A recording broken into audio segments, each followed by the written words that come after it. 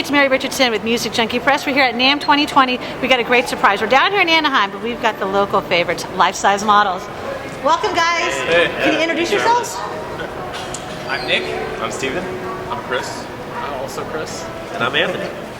Okay, exciting, because wasn't it just a little bit, what, a day ago or so was the release? Or when was the release of your new single, Face Shore Freeway? Well, officially, right? Yesterday. That's Yesterday? right. Okay. Yeah. 17. Yep. Very well received. You got to tell us about it. How's Thank it you. been? Yeah, it's been amazing. People have been really nice about it. We wrote a little bit of story on our Instagram about it, about the recording and stuff. It's kind of dates back. The song dates back a little bit, and it's kind of gone through a couple iterations, and everybody here is involved, and we've kind of come up with the best version. So we recorded it last year, and it's sort of a collaborative, sort of represents a collaborative experience for the band, because it was the first co-writing session that I did with a founding member of the band.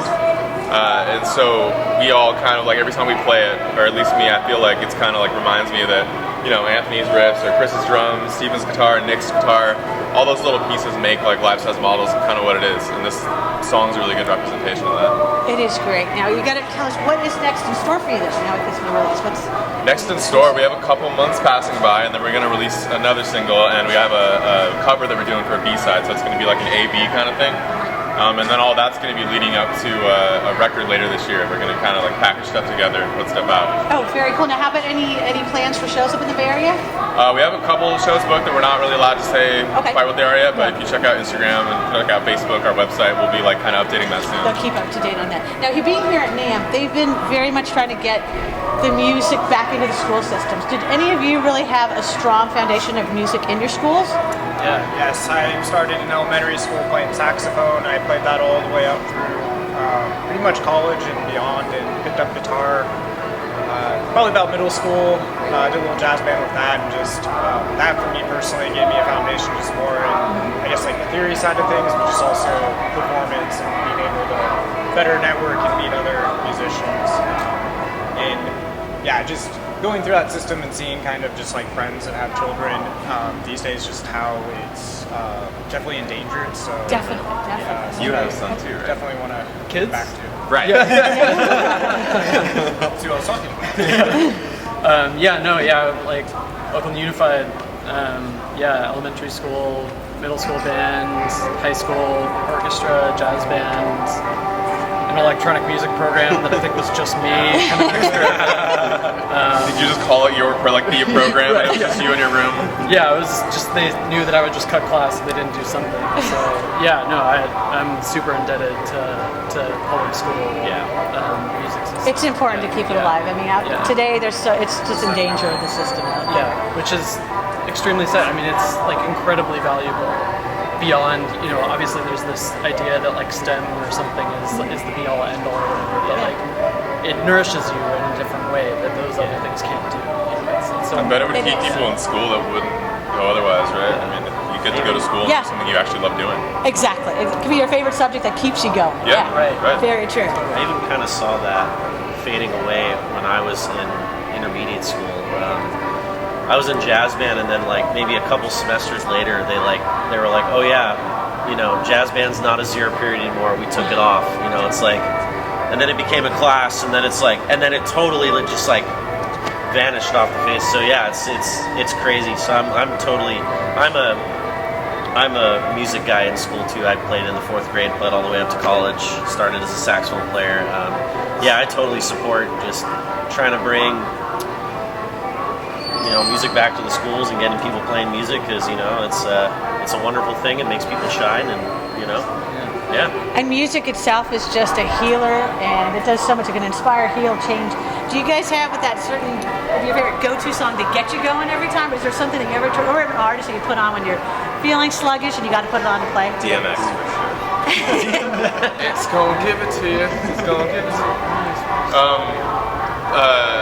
To get me pumped? Yeah, anything, or just something that you always go to. Man, right now, if I go on, I'll be the National or Turnover. To get going though, I'm not really a get going dude. I gotta get I'll have maybe caffeine. I'll go get a chai latte. What do you put on? Nothing gets me going. Music, I don't know, it's just whatever I like, I think, and I connect with. That's what gets me going. It's not about the BPM or whatever. It's more like the chill, and then the chill comes within you, and you're like, you feel great. Yeah.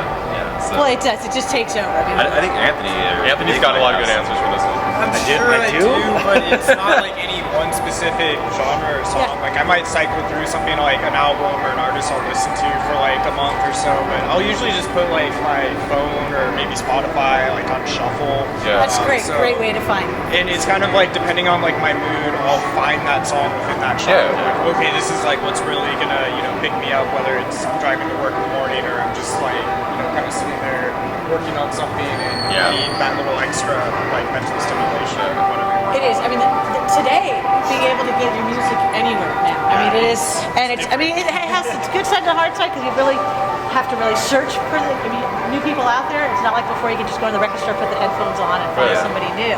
Because then there are so many out there. What have you found the most difficult thing to deal with in getting your music out there for people? I would definitely say attracting an audience that actually cares.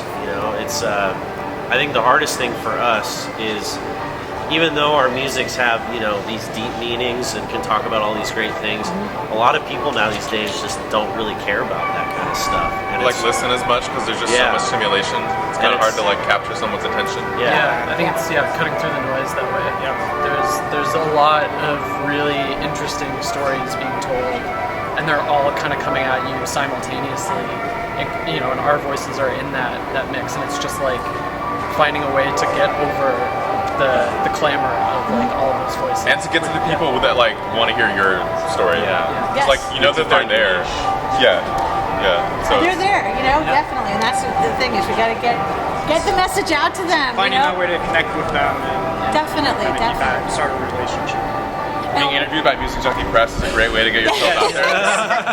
Well, I think we're definitely going to put it out there because I mean we know that you guys have some great stories to tell, and it's just got to have them put the world aside, put the headphones on, or crank up the music and listen to it, and just become a part of it. Absolutely. And we thank you for your music, and we're going to share all your links for all your sites and everything, and tell everybody to pick up Bayshore Freeway, and look forward to the next one. Thank you so much. Thank you so much. We'll have a few coming out over the course of 2020 and hopefully beyond. So And the live stay shows will be tuned. out there. Yes, we will be booking Keep in those touch. as well. So Definitely stay up to date on the website. Hey, we're life-size models. if you're addicted to music, Get your fix at Music Junkie Press.